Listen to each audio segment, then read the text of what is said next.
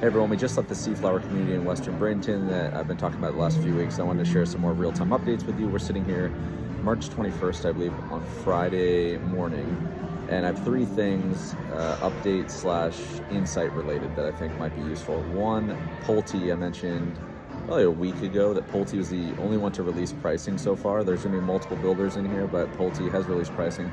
Mentioned that I think like Sapphire Point up in Lakewood Ranch, maybe a mix of like a little bit what like Avanti has.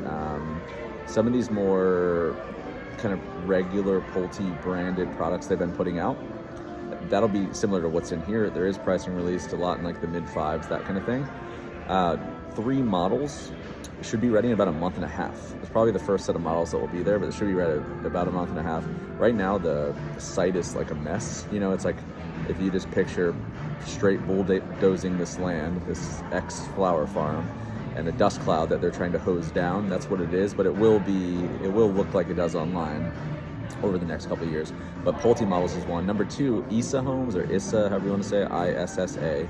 They're going to have the biggest and most attractive lakefront. Both of those things within this community. That is, a lot of these communities, you know, they put out multiple builders, and those builders put out multiple types of homes, and they really start to get like a life cycle thing. So every builder doesn't do the same thing on purpose.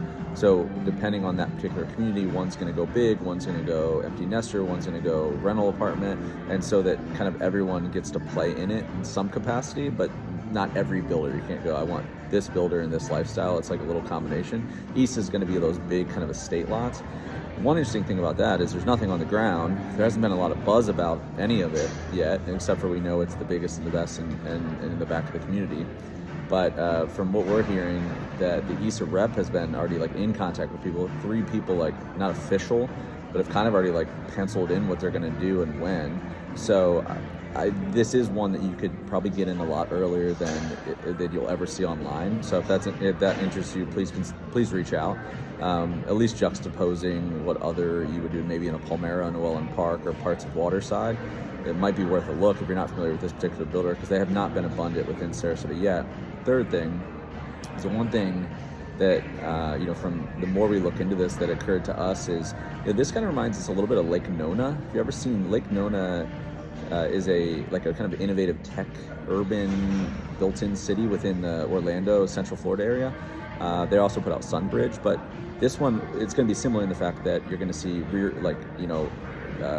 alleys and like narrow stuff like you'd see in St. Petersburg, Florida. You're going to see narrow sidewalks on purpose, super golf cart friendly. I'm not sure if we've been talking about that a lot, but that'd be a nice little comparison point just for a random thought.